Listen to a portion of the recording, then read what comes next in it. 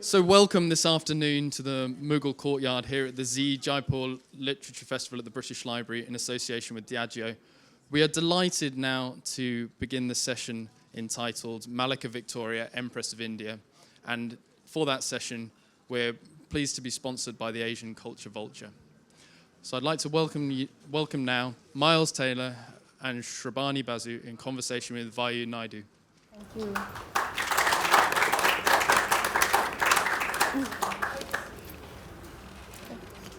Good afternoon and welcome everyone. I'm partly doing a voice check, but I'm also doing a post-lunch sleep check if anyone's feeling, we've got amusing tales as well as very important and significant findings in history. So welcome.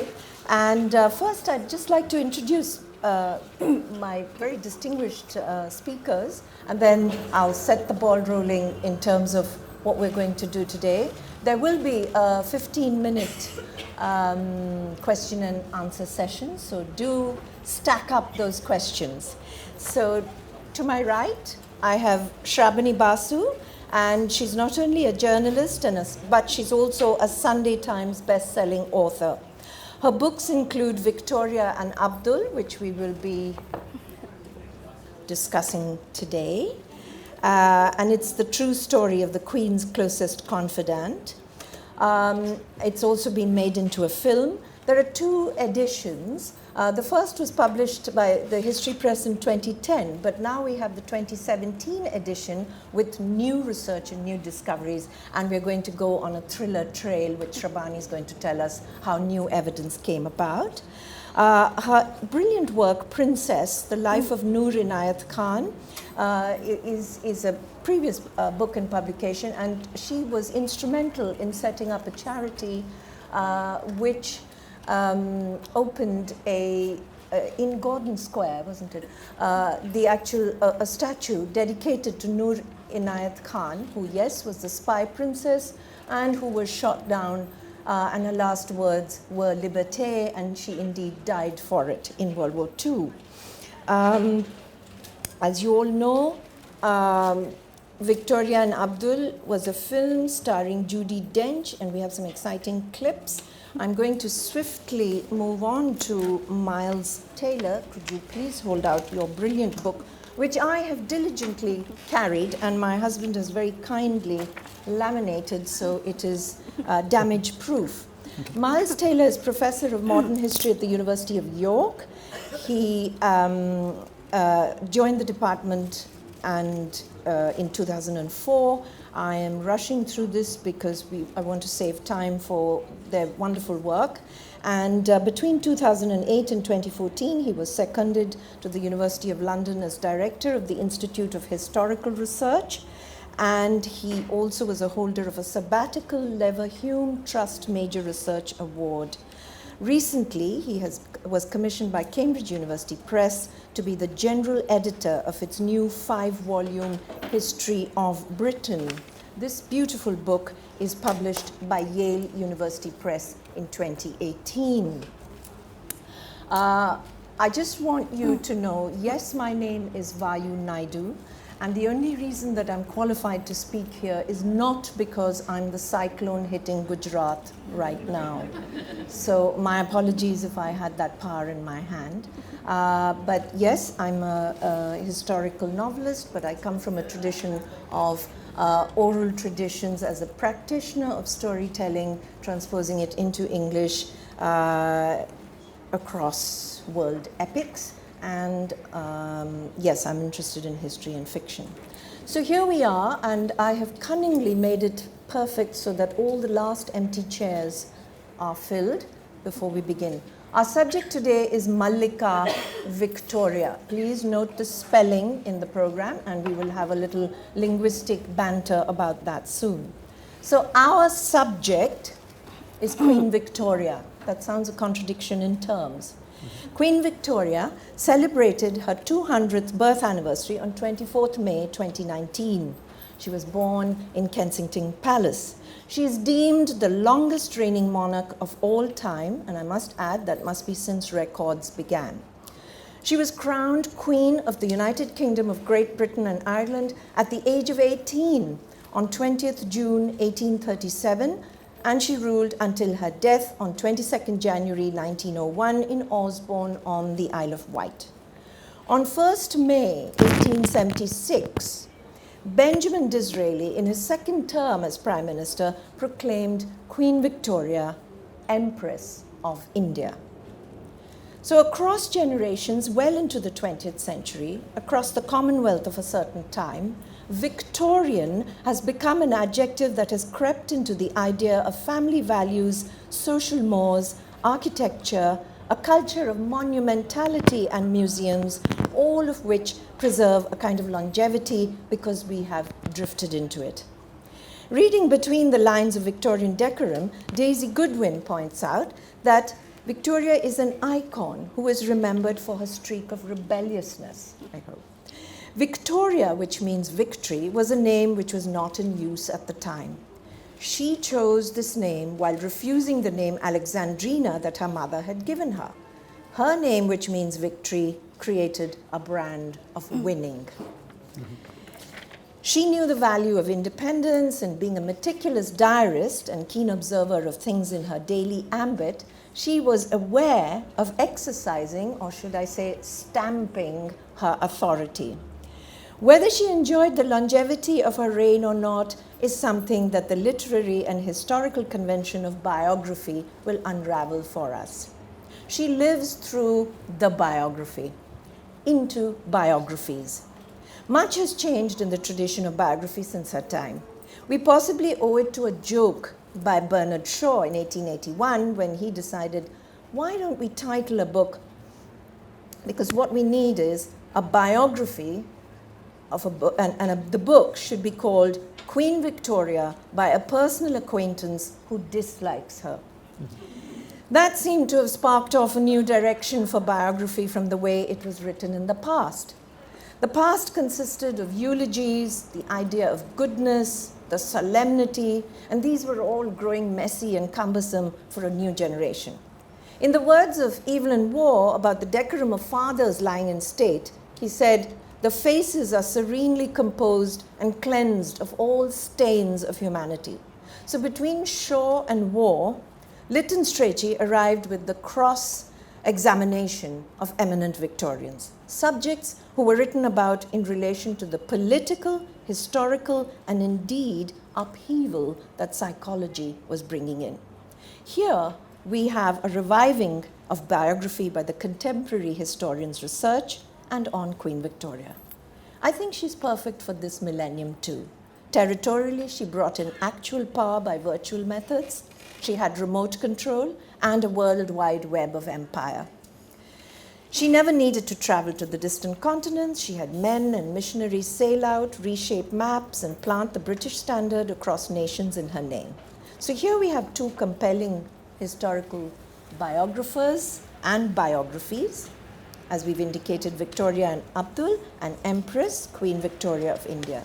So I wondered, after that little arc of what the biography is, if we could request you, Myles, to sort of kick off the professional side to this Empress of India before we go into the interiority of the story. And I hope we can keep this as a conversation as well. Yeah. Sure, thank you very much. Can everyone hear me? Are we coming over loud enough? Yes, it is the bicentenary of Queen Victoria, and she does come to us across 200 years, very much through the lens of the kind of Victorianism that you've been sketching in. And my book does try to undo that and try and takes her seriously as a monarch, take her seriously as a female monarch, and indeed take the whole idea of monarchy as statecraft in the 19th century as seriously. I think for better or for worse, we live in this day and age with liberal republican values. For much of the 19th century, the liberal republic wasn't even a dream. It was a disaster and had broken down in many cases. So my book is trying to think what monarchy means in relation to India. And my starting point is, as you say, Disraeli makes her Empress in 1876, and I start with saying, well, actually, she thought she was Empress already. And indeed, Queen Victoria's engagement and Prince Albert's engagement with India goes right back to the beginning of the reign, and indeed the ways in which the government of India deploy Queen Victoria as a sort of avatar for the Raj starts in the 1850s. I might, if I may, read a little extract, as you suggested, which brings that out. So I'm talking about the proclamation of 1858, the transfer of power from the East India Company to the Crown in 1858, and I describe how this proclamation took place in India itself. All happened in haste. Canning, the Viceroy, only received the final text of the proclamation from London in the middle of October, and many local officials reported getting their copy and translation as late as the 27th of October, 4 days before the proclamation was made. Not everywhere made the day of destiny on time, and even those that did slipped up. The Bombay Custom House flew the Union Jack upside down, a bad omen, some thought. Victoria's new title, goes back to a point you were making, also proved difficult to translate, there being no obvious female equivalent in Hindustani. Was she a Begum, a Maharani, or a Padishah? Fortunately, and this is 1858, a simpler title suggested itself. One illumination at the Auckland Hotel in Calcutta proclaimed Victoria in 1858 as Empress of India, some 18 years before the title was formally being used. Now, despite all of this confusion, the diffusion of the proclamation of the Queen's proclamation throughout India was of huge importance. Never before had there been such a conspicuous identification of the British monarchy with the Indian people. The proclamation was the manifesto of a monarch, and it was seen very quickly and called very quickly British India's Magna Charta. And as one British commentator noted, in future, India's governors would be judged against the words of the Queen. They may violate every one of its promises, but every promise will survive its own violation and avenge it. And throughout the book, I keep returning to the Queen's words in the proclamation and show all the different uses to which reformers in India turn to that proclamation and use it to put forward a whole range of demands of the Raj, of the government, and to try and make the government of India accountable. Thank you. And it's very much about these cross influences of her as the Empress on India and India's influence onto her as the Empress. And this is where we also come now to you, Shrabani, with this sort of personal side to her. So why don't you take it away?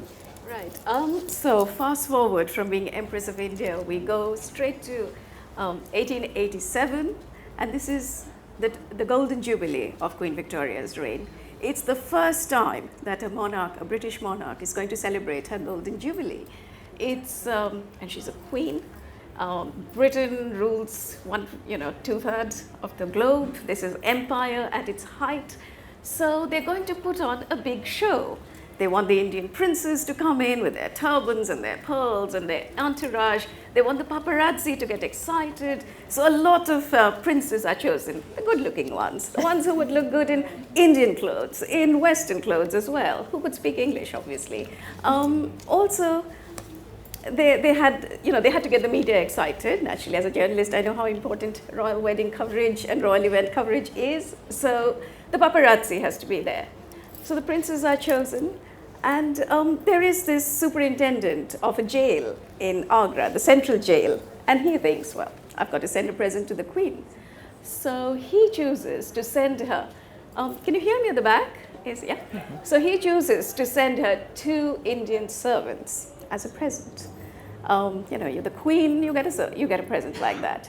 So these 2 men are wrapped up, dressed beautifully. They have these wonderful liveries stitched for them, VRI, Victoria Regina, emblazoned on this. And, they're just sent there to stand there, to go, wait at table, stand behind her, look grand, and basically just represent empire. At this stage, they are literally like, I would say they're like props. But Victoria is really excited by this present. She writes in detail about what they should wear, the turbans that should match the sashes, the gloves because they shouldn't be too cold, especially when they go to Scotland. And it's amazing what you find that she's written, the detailed notes, instructions. She's like the matron of a boarding school, dressing up these, these two boys. And she's really concerned. They mustn't be cold. So that's how it starts. Well, they come, they are dressed up. Do you want me to read? One very wonderful instruction. That yes, they've been, the rapid English-speaking course because, one of them, Mohammed Baksh, was a servant, and the other was Abdul Karim. He was 24 years old. He's the one, well, this is the film version. Yeah. He is very good looking here. Yeah. So he said, he's tall, he's good looking, and he's just 24 years old. He's a clerk from Agra jail. He barely speaks any English. He's been taught some. And he's been given a crucial instruction. They've been told how to bow. They've been told everything. And the one crucial instruction is you must not look at the Queen in the face. What do you do when you have that instruction? And you're 24 years old. You've never stepped out of Agra. And you've gone to England to stand behind Queen Victoria.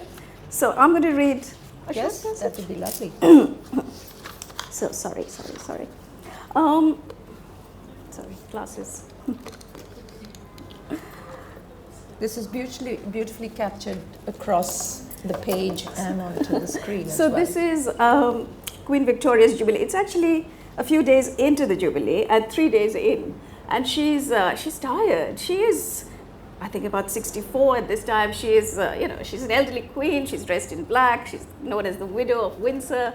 She's tired with all the all the celebrations, and she's gone for breakfast. She drives from Windsor to Frogmore, where she has her breakfast.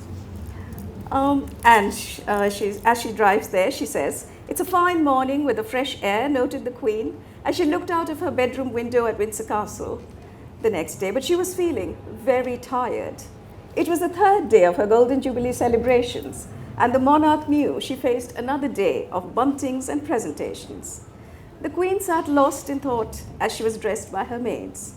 She had chosen to wear widow's black ever since the death of Prince Albert in 1861. At last she adjusted her cap, ascended into her carriage for the short drive to Frogmore with her daughter Beatrice. As they rode down the rolling green of the Long Walk in Windsor Park, past the rows of chestnut trees, the Queen thought of the excitement of the past 2 days and the fireworks of the night before. Everything now seemed so still. At Frogmore House, her eldest daughter Victoria and her granddaughter Vicky were already there waiting for her, and so was a special gift from India. Abdul Karim and Mohammed Baksh, the Queen's Jubilee presents from India, had arrived early to wait at table.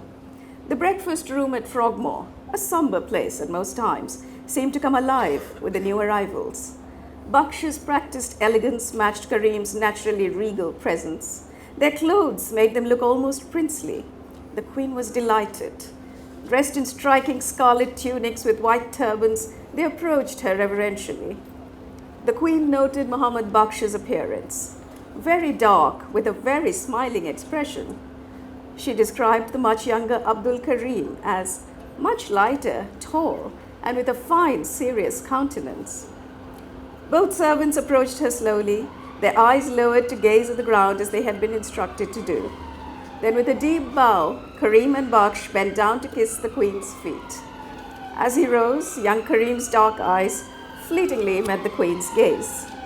Suddenly, Victoria no longer felt so tired. And ever since then, the sirens have been hooting. So we have a photograph. I had some PowerPoint images. There's one of the two of them dressed in red.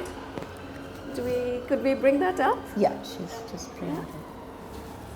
So you can see the two of them. Abdullah Mohammed. Sorry, I can't see it. Is We it? can't see it from Is it here. the right one? No, you can't see it. I mean, it can come up. We can carry on while they bring it up. That's not a It problem. has come up. Okay. Otherwise, there's this other version of the book. Yes. No, but this has also got the film version. Yeah, right. Yeah, we want the real one. That's a wonderful photograph with But the that's red. not. But That's the other not Indian Abdul, servants. Yeah. Right. Okay. Yeah. Are they in their red? There's another one, because she, as I said, she really took a keen interest in their clothes. So I think there's another one with, yeah. So that was all the Queen. You know, when she was young, she used to play with dolls in Kensington Palace. And when I saw these notes, she was very isolated as a young child. Many of you know this, you've all seen the ITV series, I'm sure. And she used to dress dolls. She had a huge collection. And to me, when I saw these notes, she was actually playing with dolls. But it was soon going to become much more meaningful. Subjects, yes. I'm just wondering if I could also open it out at this stage for, the kind of research you'll have had to go through, because so much is written. I mean, she's almost like Shakespeare in terms of research being done. Would you like to talk, Myles, about something that you went through, and then we could look at Shrabani's new Yeah, I think there's a couple of issues that's worth pointing out. It's often forgotten that the Royal Archives, which are in Windsor Castle, are a private archive, so the public don't have automatic access, and there's sometimes newspaper coverage of that irony, since the royal family are supported by public funds.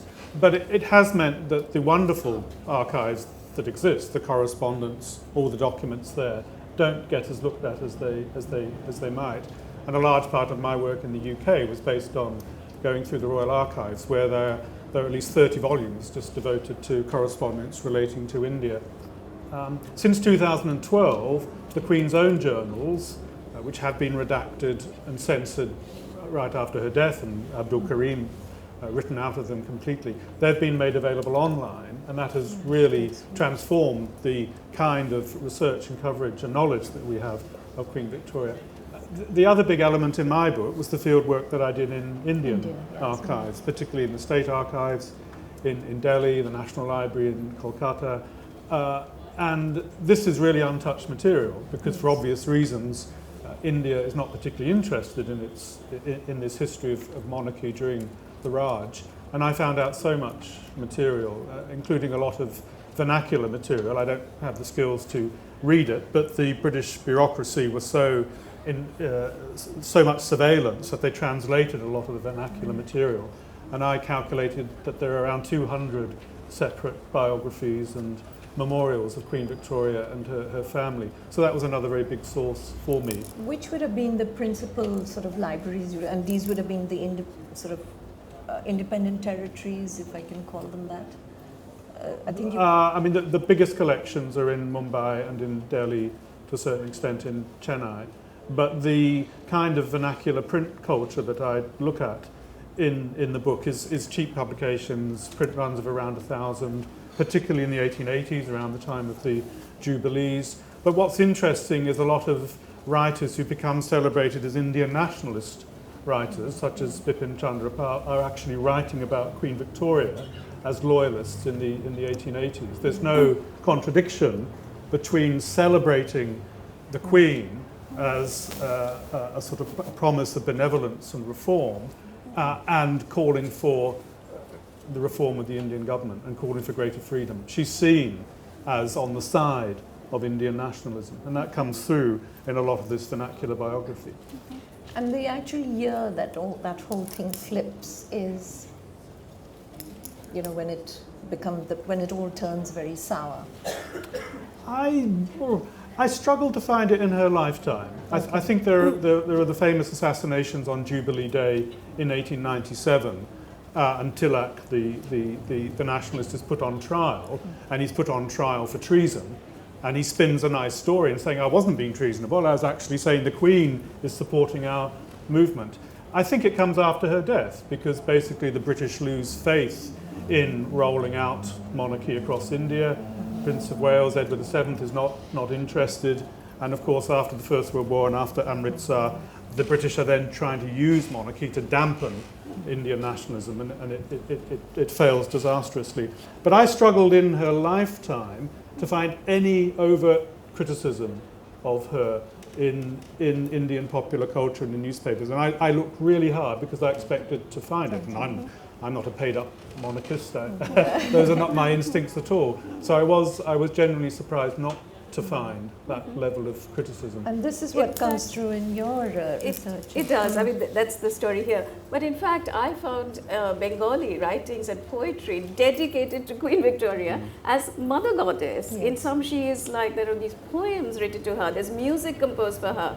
There's, she is even depicted as Kali and the Mother Goddess. So those came to me as, come to our help. And there are prayers to Victoria in the same way that there are prayers to, the Mother Goddess, to Durga and to Kali. So I found those amazing.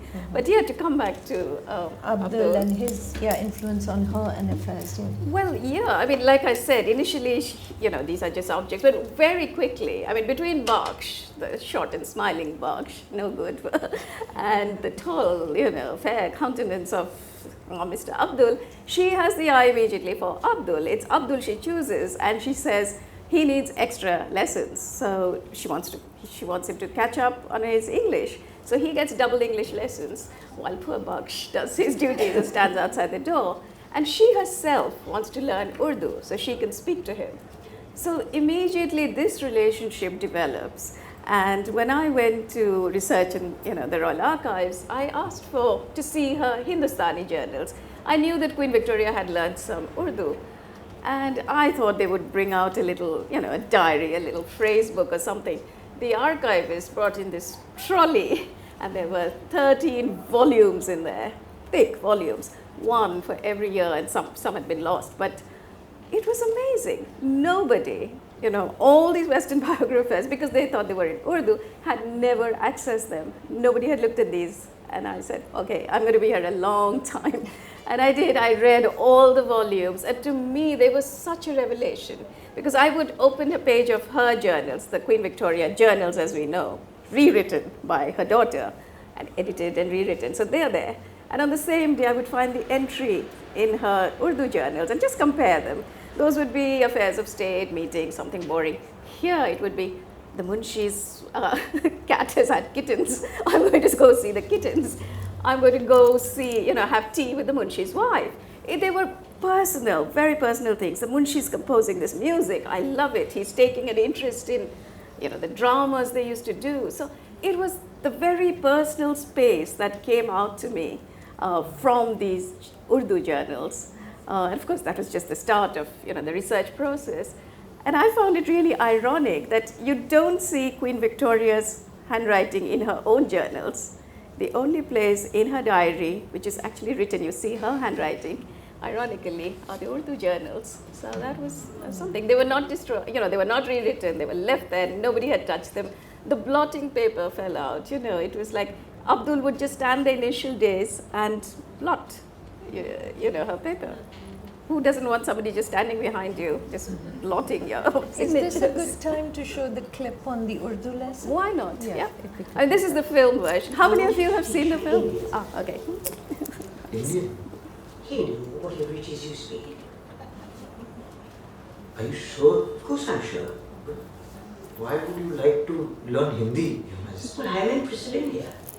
Look, I've ordered a book. I want you to give me private lessons. I can't teach you Hindi, Your Majesty. Why ever not? You are the Empress of India.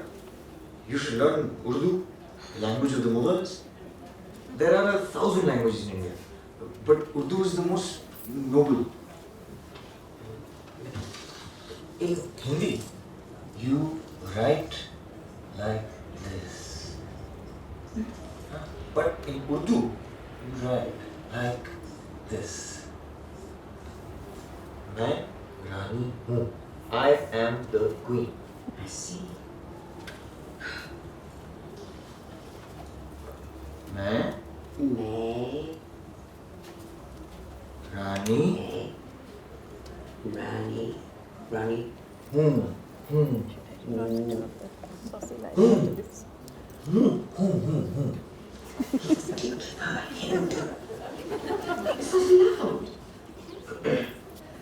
I think you will find it is Urdu. Of course you wish. Oh my goodness me. Of course, that's fictional, but I'll read out some of the little things that are actually in the phrase book. So there was a little phrase book she would always carry with her. It was a little red notebook, and it had words like anyone, koi, animal, janwar, etc., anger, khafa. And there were little phrases as well. Some like, you may go home if you like, tum ghar jao agar chahte ho. Some interesting ones. You will miss the munshi very much. Tum munshi ko bahut yaad karoge. And mind you, it's the munshi who's writing, who's giving her these lessons. There were some funny ones. The tea is always bad at Osborne. Poor lady. Chai Osborne mein hamesha kharab hai. The egg is not boiled enough. Queen, Empress didn't get a good egg. Anda theek se ubla nahi hai. I can just imagine Queen Victoria saying this in Hindi. And my favorite is, hold me tight, humko mazboot thamo. Myles, you talk of quite a few visits of the royal tourists, you know, the princes and certain queens also coming from India. And some of them are looking at Queen Victoria as a role model. Could you know, talk to us as to in what sort of form did that take? In fact, there's a lot of dress as well that's sort of modified in a kind of a Victorian style, or just, you know. Well, at the same time as Abdul Karim and Muhammad Baksh coming over in 1887, as was said, there were various visitors, princely visitors as well, and in a couple of notable cases, they bring their wives. So one very good example is Suniti Devi, who is married to the Maharaja of Kuch Behar, and she is in Purda, in her home state. But when she comes over in 1887, she is uncovered. I don't know if I got the picture on the PowerPoint, but you can follow it up by buying the book and having a signed copy afterwards. So very much there she is up there. You can see, and this is not how she would be depicted in India at home, but this is very much, I would argue, modelled on the maternal image that Victoria is conveying at this time. And there's several other examples. The Gaikwad of Baroda also comes over about the same time. She, in later life, becomes a champion of women's rights in India, but she always looks back to Queen Victoria as her kind of exemplar, her kind of model. And it's another aspect of how Queen Victoria's status as a woman is very important in the way in which she's read and understood in India. And there aren't many female rulers in India. The Begums of Bhopal are the best case, but every single case that there is in touch with Queen Victoria in this period, and she's in touch with them. So, for example, long before she is learning Urdu with Abdul Karim, she is corresponding with the Begum of Bhopal, who is sending her books and histories written in Urdu. So she wouldn't have been completely ignorant of Urdu before the late 1880s. And I suppose if what I'm really trying to do with the book is stress her agencies. It's she who is reaching out, defying the British colonial bureaucracy and saying, I want direct contact with the people of India in their various forms. And that's being provided also by these queens. And then you have Abdul also whispering into her ear. Of course. I mean, I think, you know, Queen Victoria was Empress of India, but she couldn't go to India. And she would write in her, you know, I would give anything to see the Taj Mahal. She writes when her grandson writes that I'm here at the Taj, and I would love to make the journey, but it's too long. It was 6 weeks in those days. And to her, I mean, you know, Mountain had to come to Muhammad. He came to her. India came to her, I feel, in the form of Abdul Karim. He brought the real India to her, not the version that was coming through the viceroys and the administration. He told her about Agra. He told her about, you know, literally the heat and dust of India, the festivals. And how do we know all this? It's because she immediately starts writing to the viceroy. I mean, right here in the British Library, there are volumes and volumes of all her letters written to the viceroy, which were amazing.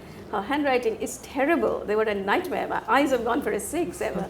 But they are there, and she's writing because he tells her about everything. You know, it's you know, the festivals, the fun, the spices, the food. Slowly moves on to political issues, Hindus, Muslims, riots. And she's writing to the viceroy, wanting to know why are there riots in Agra, what are we doing to prevent Hindu-Muslim riots, what we should do. And she's quite naive. She writes to the Viceroy and says, I think there are more riots, these riots occur because the Hindus have far too many festivals, and maybe we should consider postponing some of these festivals.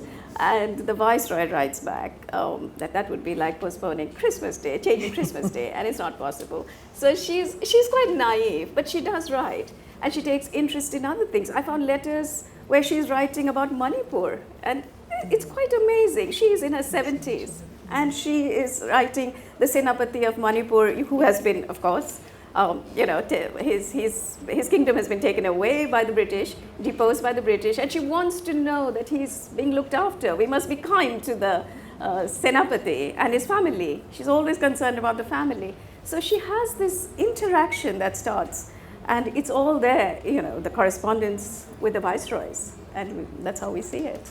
But I think, if I may, the interaction starts 40 years earlier.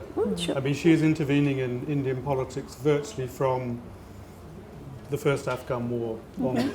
And that correspondence that you mentioned with the Governor Generals of India and then the Viceroys is intimate and personal virtually from the word go. And the best example is during the suppression of the Indian rebellion in 1857 and 58. She moves from being very martial, very aggressive, very colonialist, to being very sympathetic. And you can track her correspondence with the Prime Ministers, with the Secretaries of State for War and the Colonies, with the Governor Generals in India through 57, 58. She is all over the British management of the Indian rebellion in ways in which I think scholars have not appreciated.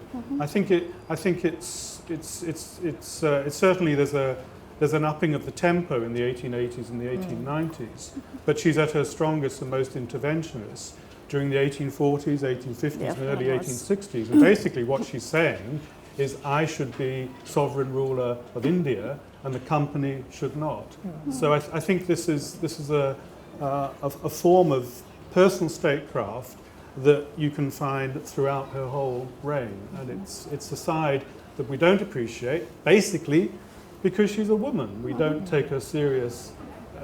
If she was a man, then I think we would be much more aware of this than we currently are. And I suppose there's a whole bureaucracy feeling very stifled by her kind of micromanagement, both in India as well as in England, which both these books really bring out, in your very unique spheres. I was wondering, would you like to do something with your PowerPoint or talk some? What I've got in the PowerPoint, I think it's there, are a couple of images from a Bengali biography of the 1890s. I don't know if they're in the PowerPoint. Can you? They're very poorly reproduced. I'll show you them in the book, and that might help you. Are they? Show me them in the book and I'll try and do that. Okay. They're these two. Can you find them? We've got 10 minutes.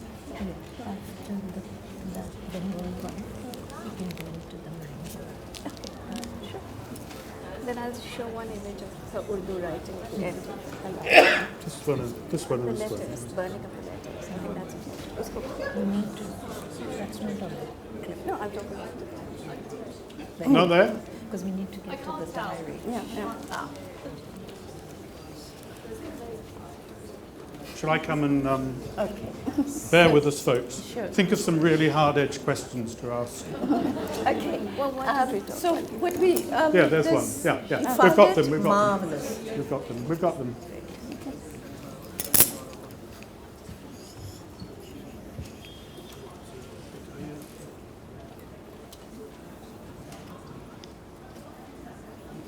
So one of the things I'm interested in the book is the way in which Queen Victoria is depicted visually in India, and there's an awful lot of it, but you can see what's happening. A vernacular version is being created.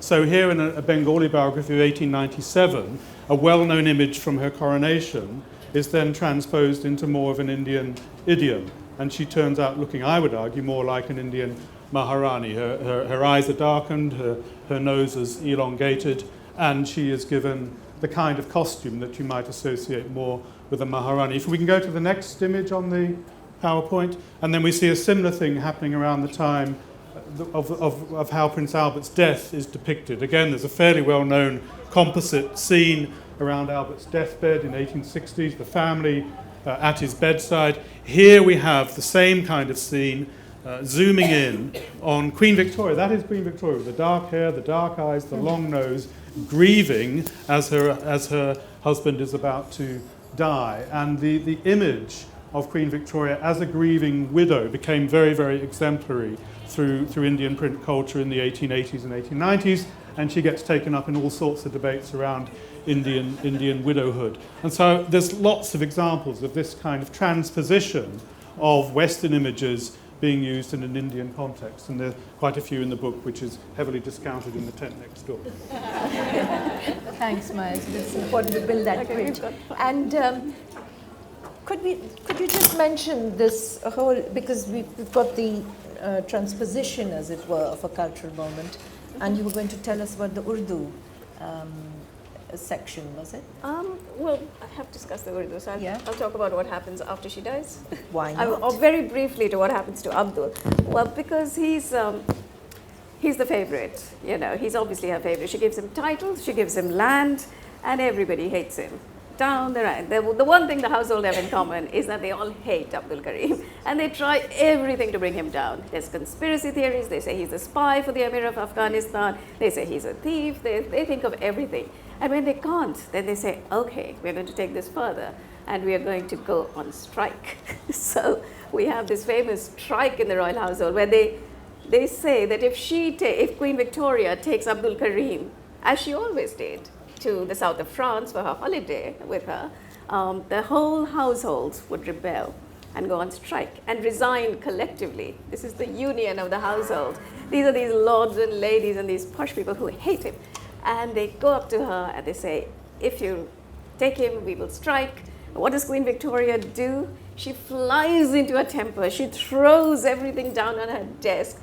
There are all the pots, ink pots, diaries, everything comes crashing down to the floor. The poor lady, Mrs. Phipps, who's come to give this message from the household, goes running. She's in tears. And of course, there is no strike. Nobody resigns. They all go tamely to Europe. And that's it. But they carry on plotting. They don't give up. And now her son and heir is also there. And he is, I'm going to speed this up. He is also plotting. And they say, now we're going to bring her down on grounds of insanity. And this is just one line mentioned in her doctor's journals, which I had not read in any biography.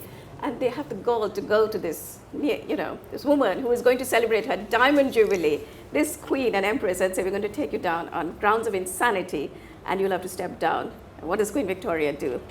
Gives them a earful. She sends them a 30-page memo and calls them out on race and says they are class snobs, racist, the whole thing. She calls them racialist. So that's curbed. So it goes on and on. But they can't get Abdul. He is protected by Queen Victoria. So in the last 1 minute, I will tell you what happens after she dies. His protector has gone. Edward VII, the heir, the new king, hates him, Bertie. He orders. So there is a knock. Hours after her funeral, there's a knock on his door at Frogmore Cottage, which is now where Meghan and Harry live. Anyway, slight insights. There is a knock on this door, and standing outside is Princess Beatrice and lots of guards, and they raid his house and they burn all his letters. Everything is taken from the house. A bonfire is made outside Frogmore House, and the letters are burnt. So it's this attempt to delete Abdul Karim from history. And then he's given his marching orders, go back to India. And all the other Indians, there were so many Indian servants, as we have depicted here, all of them sent back. It's Brexit Britain. We're going to leave that at a cliffhanger because I hope there are going to be questions about the new finding. But first, let's give our two speakers a big hand. Thank you, Myles. Thank you for having me. They've really brought somebody out of the closet. Queen Victoria, who was always despised for her mustiness and so on, but with this new research, she's really come out with her lace well starched and filtered with Indian air. So now's our time for questions. I hope there will be some because we have some more material that could be answered. Yes. Sorry, a mic is coming to you. Just a brief question. You mentioned that in the early stages of her after she was enthroned, that there was a certain element of military attitude on her part, but that she became much more liberal afterwards. Now, her relative liberalism, do you think that has any connection with her acquaintance with Abdul himself? Incidentally, I might add, though this is totally incidental, my name is Abdul Karim.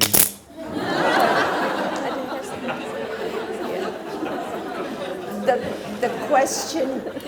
There was a little echo. I didn't. Yeah, because we couldn't catch it very clearly. The question was it addressed to you, Myles, in a I think way? it's a general question. General question, yeah.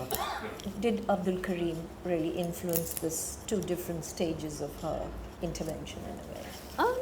Well, he did. I mean, the Urdu, the knowledge of Urdu. It's probably too late, but her last entry, it's in the book, you can see it, in Urdu. I mean, by the end of her life, she could write half a page in Urdu. And I think, while researching this book, I started out, thinking of this woman dressed in black, whose most famous line is, "We are not amused." And of course, everything was unraveling as I researched her, because I found this beating heart. And the fact that she, really stood up. She got a lot of brownie points from me for really standing up for the Indians, taking on her household, taking on the foreign secretary, taking on everybody and defending them right to the end. So if you read what she writes, it's amazing. And this is, she probably had it, but with the presence of the Indians all around her, with Abdul, with whom she spent hours together alone, while her ladies-in-waiting gossiped, there was obviously a big influence. So definitely. How about you, Myles? How would you respond to that?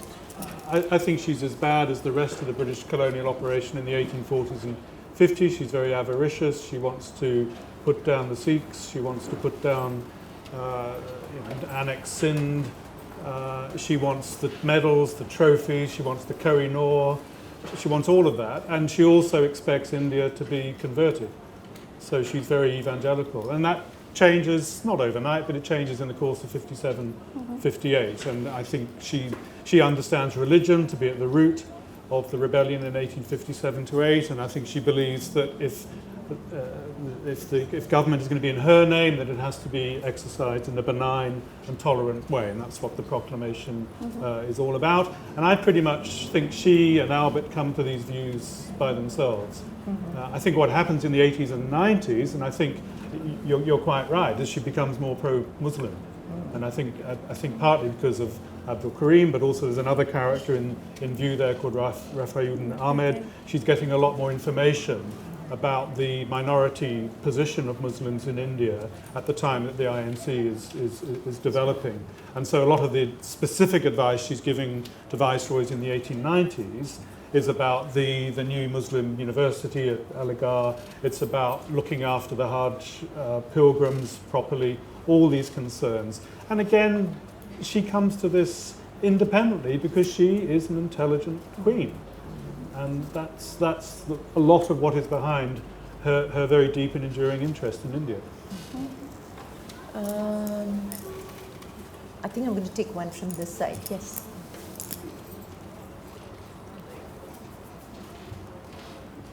I think your point might have answered this to some degree, but where does Dulip Singh fit into this? Because he's that bit earlier. She and Albert, think he's similarly to Abdul Karim, that he's frightfully exotic, that he's a bit fetishized. And then he's sent off to the wilds of Norfolk, and his son becomes a lifelong pillar of the Tory party and never goes to India. You've clearly not been to Norfolk. It's not a very wild place, but he also goes up to Scarborough, which is not a wild place either. I think it's a bit of a turning point because you see, he's converted to Christianity before he comes over. She hopes that he will marry Princess Gaurama, who's also converted, Christianized by the Archbishop of Canterbury in a ceremony at Buckingham Palace. So I think she hopes they will marry, and this will be a symbol of how the younger generation of Hindu princely families are converting to Christianity. At the same time, I think Duleep Singh represents a royal takeover of a royal kingdom. She sees him as a blood prince. He has royal blood in the same way that she has royal blood. So although he's deposed, effectively kidnapped by the British, he then becomes a de facto member of the royal family. He's at all the christenings, all the weddings, all the funerals, even when he falls out of favour into the 1880s. So I think she recognised him as a defeated, deposed royal, but royals stick together. Mm-hmm. There was a question here. Yes. It really was about Maharaja Duleep Singh as to, whether knowing him and interacting with him made any difference in terms of her relationship later on down the line when she meets Abdul Karim, because initially the Maharaja was kidnapped, brought here as a young boy, and then he gets involved in politics of self-rule. So you've sort of answered it, but that's what it was. Mm-hmm. Yeah. And another question? Hashtag me too. Okay, great. Okay, so 2 questions answered. Yeah, and it's interesting also in the film that it's brought out, I'm going to learn Hindu. That's the level of understanding whether, what's a religion, what's a language. I think the main difference was that Duleep Singh was a king, and Abdul was a commoner. There's a huge difference between the two as far as ranking goes. So the social snobbery around Abdul and the hatred for Abdul that happens is both race and class. There's this ordinary Indian who has the Queen's ear and is getting everything. She allowed him to, has become a member of the household, use the billiards room. His father was the only one allowed to smoke a hookah in Windsor Castle. And Queen Victoria hated smoking. All the men who smoked had to go to one corner. But it was Abdul Karim's father who was allowed to smoke. So they all hated this privilege that she gave to Abdul. And the main difference is that he's a commoner. Yeah. And I'd say the comparison is with John Brown, who doesn't get promoted, who's also a commoner, with whom she's, very close. But John Brown doesn't get promoted as Abdul does. Abdul becomes a member of a household, title, CIE, CVO, MVO, the works. And also the house, where all the houses, exactly. John Brown's cottage. You mentioned John Brown, and there have always been these little insidious suggestions that there was something romantic between Victoria and John Brown, and maybe even some kind of romantic connection between Abdul and Queen Victoria. Did you find anything that would back that up at all? With Abdul, I think it was a relationship at various levels. So sometimes she signs your true friend, your only friend, and signs the letters with little crosses for kisses. She sends a letter to him saying, "Come and say goodnight to me." He's just down the road, at night. She says, "You're my closest friend. I miss him when he's gone." Sometimes she signs your mother. So it's a relationship at various levels to me. It's like when Albert dies, she said, "I've lost my closest friend, my father, my uncle, my mother." Albert was everything to her in that sense. So I think Abdul is in that. But with John Brown, there's a difference. And I say this because of the last will which was hidden from her family, in which she says she must be buried with John Brown's ring on her finger, holding his photo in her hand. That's a little more than just being friends. To me, that was a little significant. And her doctor had to hide this. He put the lilies on it so her family wouldn't see. It was a secret will. And so that will is quite important to me. That the relationship with John Brown was slightly different. I think we've just about finished this chapter, but thank you so much for being a brilliant audience. And once again, a big hand to Shrabani, to Myles for their wonderful work.